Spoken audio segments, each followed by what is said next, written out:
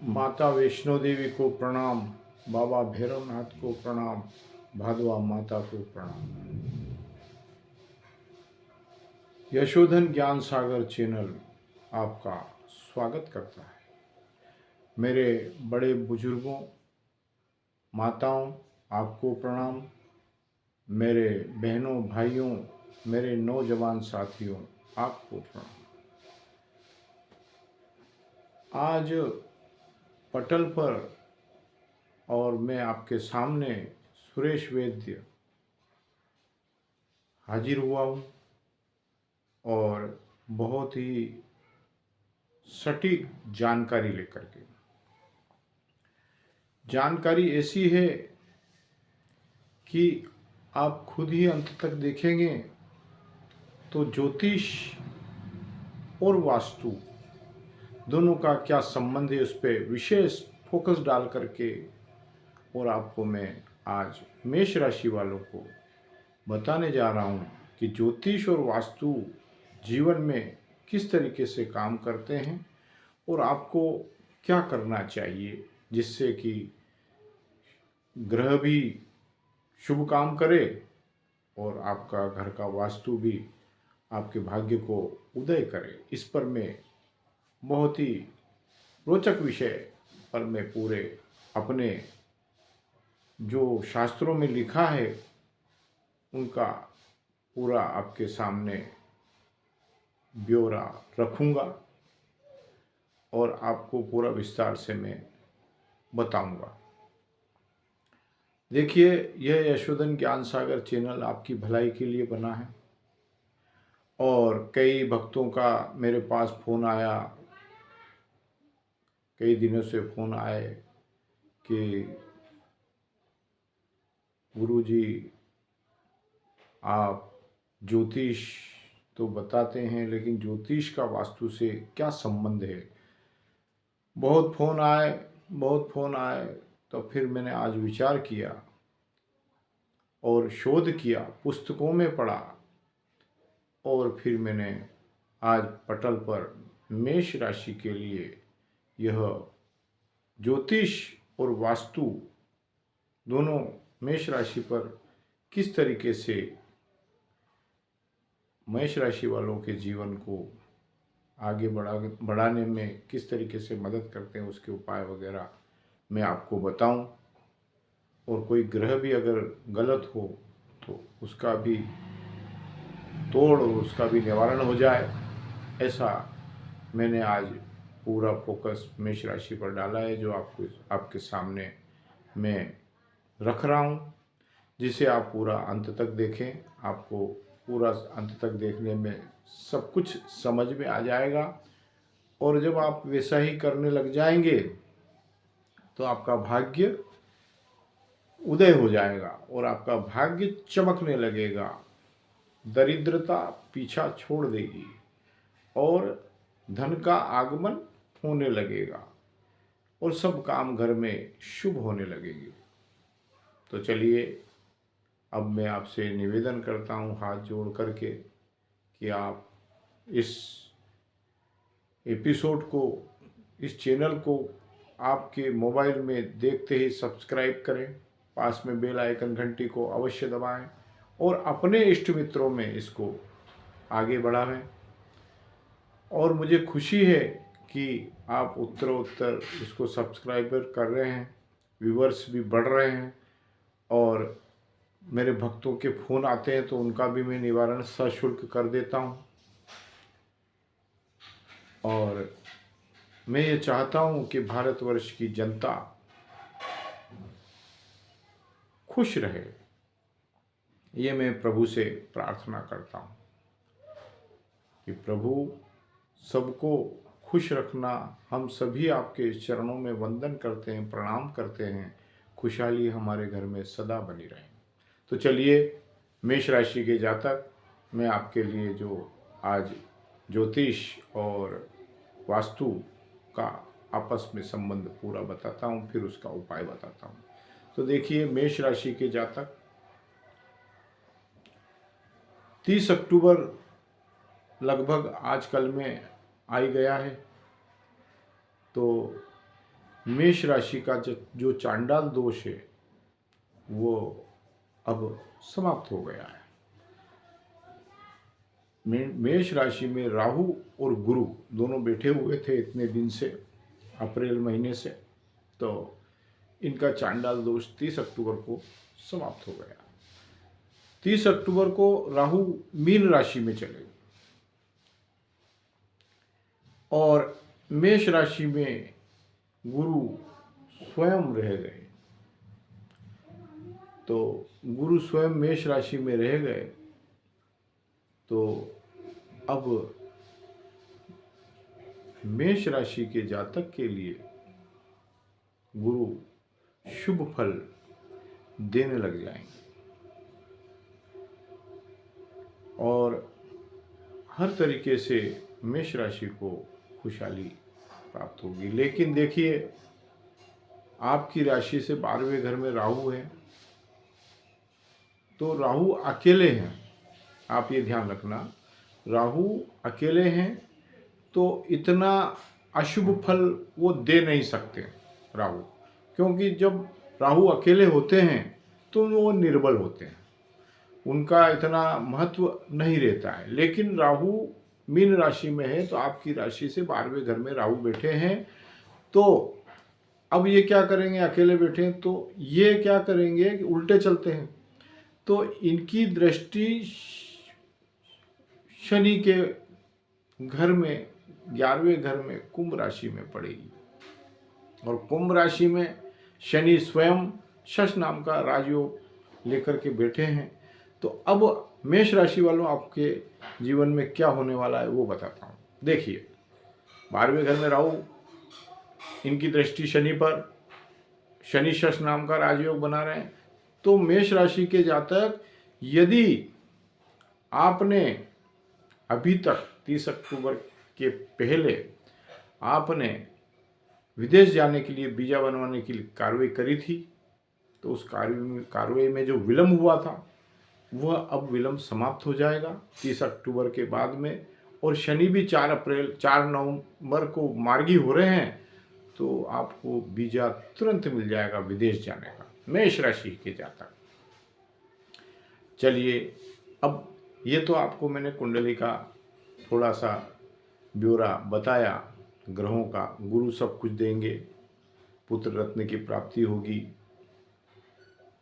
नई गाड़ी बंगला सब आपको मेष राशि वालों को मिलने वाला है 30 अक्टूबर 4 नवंबर के 2023 के बाद में आपको सब कुछ मिलेगा। आप देखेंगे चमत्कार कि ये चमत्कार कैसे हो रहा है, लेकिन इसमें 4 चांद लगाने के लिए थोड़ा अपने को मेहनत करना पड़ेगी। देखो, ऐसा है कि आम के पेड़ पर आम लगा है, जब तक उसको आप तोड़ेंगे नहीं तो आपके पास कभी नहीं आएगा। आम अपनी जगह लगा हुआ है, आप अपनी जगह खड़े हुए। तो इसलिए प्रयास करते रहना चाहिए, हिम्मत कभी हारना नहीं चाहिए। तो देखिए, अब वास्तु पर चलते हैं। तो देखिए, मेष राशि के जातक, मेष राशि के जातक को पूर्वमुखी मकान में निवास करना चाहिए, यह शास्त्र बोलता है। ये शास्त्र बोलता है पूर्वमुखी मकान होना चाहिए, मुखिया उसका पूर्वमुखी मकान में रहना चाहिए मेष राशि का जातक। अब मेष राशि का जातक पूर्वमुखी मकान में मुखिया बन के अगर रहता है और उसका द्वार पूर्व मुख में खुलता है, तो आप ये समझ लीजिए कि उसके जीवन में उत्तरोत्तर तरक्की के मार्ग खुलने लगते हैं। जमीन जायदाद से रॉयल्टी मिलने लगती है, पेट्रोल पंप खुल जाते हैं, बड़ी बड़ी फैक्ट्रियों का मालिक होते हैं मेष राशि के जातक पूर्वमुखी मकान। तो अब देखिए, आपके मन में, कई भक्तों के मन में मेरे सवाल आते होंगे कि हम मेष राशि के हैं और पूर्वमुखी हमारा मकान नहीं है, तो अब हमारा क्या होगा। तो देखिए, उनके लिए भी मैं उपाय आपको बता देता हूँ। पूर्वमुखी के मकान के अलावा किसी जातक का उत्तरमुखी मकान है, किसी जातक का पश्चिम मुखी मकान है, किसी का दक्षिण मुखी मकान है। तो देखिए, उसके लिए क्या करना है। मेष राशि के जातक के लिए पूर्वमुखी मकान अति शुभ, शुभ ही शुभ। ठीक है ना। अब मेष राशि का जातक उत्तर दिशा के मकान में रह रहा है, तो आपको मेष राशि के जातक को पूर्वमुखी में जो मकान में आप रहते हैं मेष राशि के जातक, तो सूर्य देव को जल चढ़ाना शुरू कर दीजिए। पूर्वमुखी मकान से आप जल चढ़ाएं सूर्य देव को, तो उत्तरोत्तर आपके तरक्की के मार्ग खुल जाएंगे, धन का आगमन होगा, घर में लड़ाई झगड़ा नहीं होगा, सुख शांति का वातावरण बना रहेगा। पूर्वमुखी मकान मेष राशि के जातक। अब वही मेष राशि का जातक कोई दूसरा है, कोई बहुत है ऐसे मेष राशि के जातक जो उत्तरमुखी मकान में निवास कर रहे हैं। तो उत्तरमुखी मकान में अगर यदि आप निवास करते हैं मेष राशि के जातक, तो सूर्य देव को रोजाना जल चढ़ाया करें। तांबे के लोटे में जल आप चढ़ाएं और ऐसे जल चढ़ावे कि अपने शरीर पर अंगूठे से नीचे, पैर अंगूठे से लेकर के अपने शरीर तक एक भी छींटा अपने ऊपर नहीं लगे। उसके लिए बाल्टी रख लें या किसी ओटले पे खड़े हो जाएं, तो वह आपको शुभ फल देगा। और जब जल चढ़ावें तो सूर्य देव लोटा और अपनी नज़र के बीच में होना चाहिए धार, जल की धार। लोटा सूर्य देव के ऊपर, अपनी नज़र जो पानी की धार गिर रही है वो धार से सूर्य देव की किरण को अपन देखें और ओम सूर्याय नमः का आप जाप करते रहें। ज़्यादा ऊंचा सूर्य चला जाए तो फिर वो होगा नहीं, तो ये आपको करीब करीब 7-8 के बीच में ये जल आपको चढ़ा देना चाहिए। ये उत्तरमुखी मकान के लिए। पूर्वमुखी मकान में जल चढ़ाना ही है, और जितना श्रद्धा भाव से जल चढ़ाएंगे तो मेष राशि वाले पूर्वमुखी मकान में सुख का आनंद भोगेंगे। उत्तरमुखी मकान के लिए जल में जल चढ़ाना है, छींटा अपने शरीर पर आना नहीं है। और रविवार के दिन मेष राशि के जातक ये उत्तरमुखी, ये पश्चिममुखी और ये दक्षिणमुखी मकान का उपाय है। आप पूरा सुन लीजिए, निडर होके श्रद्धा भाव से ये उपाय कीजिए, आपको उत्तरोत्तर लाभ ही लाभ मिलेगा। और अब समय ग्रहों का भी अच्छा आ गया है, तो फल आपको शुभ मिलना ही मिलना है। लेकिन आप ये करेंगे तो आपके जीवन में 4 चांद लगने से कोई रोक नहीं सकता। चलिए अब आगे बढ़ते हैं। तो आप ये उत्तरमुखी, दक्षिणमुखी और ये पश्चिममुखी वाले जातक के लिए ये उपाय है, जिसको आप सभी सुन लें मेष राशि के जातक, तो आपके जीवन में भी उत्तरोत्तर 4 चांद लगेंगे। और पूर्वमुखी वालों को तो सिर्फ जल चढ़ाना है, शरीर पे अपने छींटा नहीं लगे, और ओम सूर्याय नमः का जाप करके और सूर्यदेव को जल चढ़ाएंगे तो सूर्यदेव कृपा करेंगे। और जल का लोटा सूर्य से ऊपर रखें, धार अपनी नज़र उस धार के ऊपर और सूर्य के सामने रखें। ये 6 से 7 बजे, 7 से 8 बजे के बीच में आपको प्रातःकाल में यह जल समर्पित सूर्यदेव को करना है। अब देखिए, तीनों द्वार वाले मेष राशि के जातक उत्तर, दक्षिण, पश्चिम, तो आपको मैंने यहाँ तक बता दिया कि जल का लोटा तांबे का होना चाहिए, स्टील का नहीं होना चाहिए। जल का छींटा अपने शरीर पर नहीं पड़ना चाहिए, बार बार बता रहा हूँ। उसकी वजह यह है कि कभी चूक नहीं हो जाए, और स्टूल पे खड़े हो जाएं, ओटले पे खड़े हो जाएं, और रविवार के दिन उस लोटे में, तांबे के लोटे में गुड़ थोड़ा सा डाल दिया करें। और जल को रविवार के रोज़ तो चढ़ाना ही है, लेकिन रविवार के दिन गुड़ डाल करके सूर्यदेव को अर्घ देवें, तो जिससे आपके जीवन में 4 चांद लगेंगे और आपका जीवन सुखमय हो जाएगा। घर में सुख शांति, लड़ाई झगड़ा नहीं होगा, धन का आगमन होगा, रिश्ते नाते जुड़ेंगे, शादी ब्याह होंगे, मांगलिक कार्य होंगे, सब काम शुभ होगा। ये उत्तर, पश्चिम और दक्षिणमुखी मकान मेष राशि के लिए उपाय। अब एक और आपको उपाय बताता हूँ। क्या होता है कि जब कोई ग्रह इधर उधर नीच दृष्टि डाल देता है तब परेशानी घर में वापस बढ़ने लग जाती है।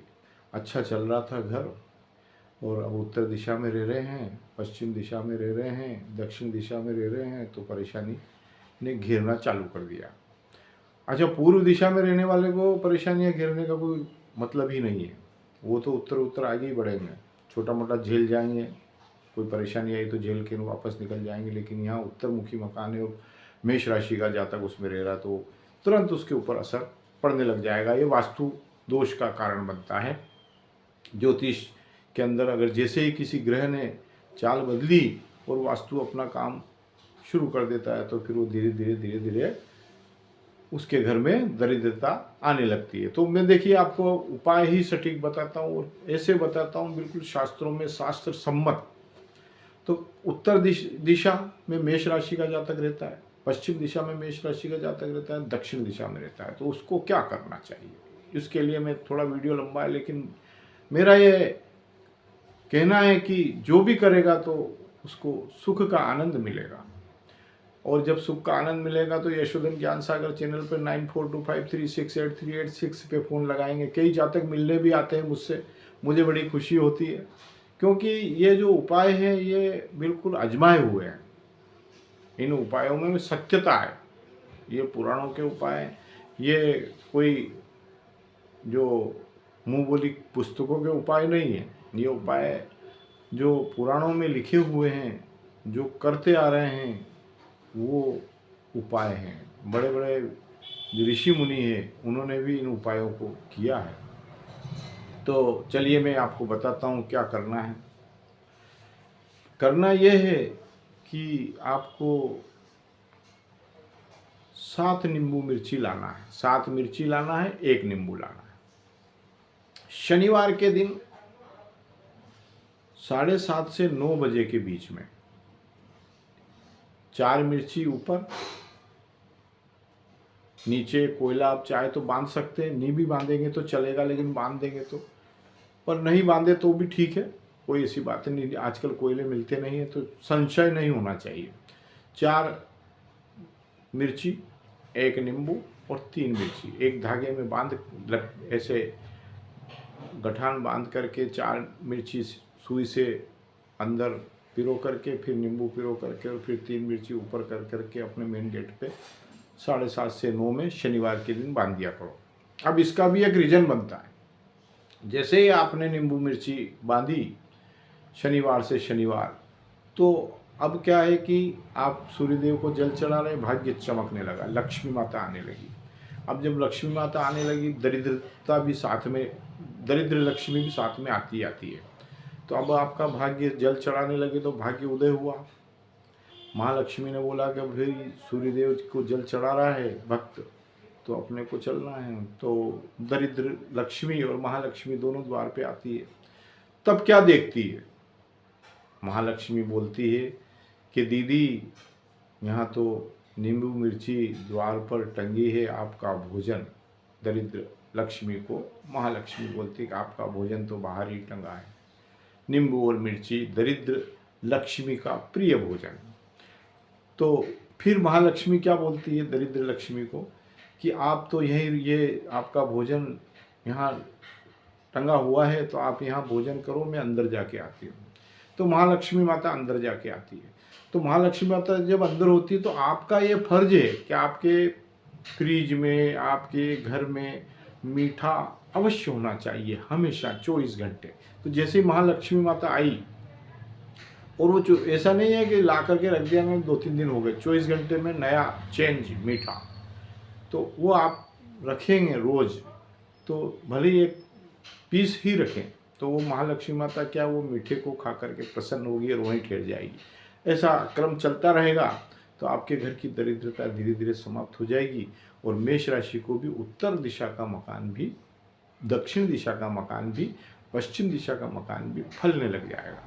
यह इसका ज्योतिष और वास्तु में बहुत बड़ा महत्व है। और वीडियो बहुत लंबा हो गया है, तो मैं अब यह आपसे इजाज़त चाहता हूँ। और अब मैं और भी दिवाली पे अच्छे अच्छे वीडियो आपके सामने लाऊंगा, जिसको आप देखेंगे तो आप समझेंगे, तो आपका जीवन में उत्तरोत्तर तरक्की के मार्ग खुलते रहेंगे। आप इसको देखते ही सब्सक्राइबर करें और इसको रोज़ देखें, अपने इष्ट मित्रों को भी दिखाएं और हर घर में सबको बताएं कि यशोधन ज्ञान सागर चैनल बहुत ही अच्छा और साधारण सिंपल चैनल है, जिसकी पुराणों की बातें बड़ी सटीक लगती है और उससे करने से भी घर में दरिद्रता नहीं आती है, शुभता मिलती है, मांगलिक कार्य होते हैं। ऐसे आप अपने इष्ट मित्रों को भी बताएं और उनका भी भला करें और आप स्वयं का भला हो और हमारा भी भला आपकी दुआओं से हो रहा है। प्रभु कृपा हो रही है। हम यही प्रभु से विनती करते हैं कि आप और हम सभी खुश रहें। अब मैं अपनी वाणी को यहीं विराम देता हूँ। कमेंट्स में लिखें, जय माता वैष्णो देवी की, जय बाबा भैरवनाथ की, जय भादवा माता की।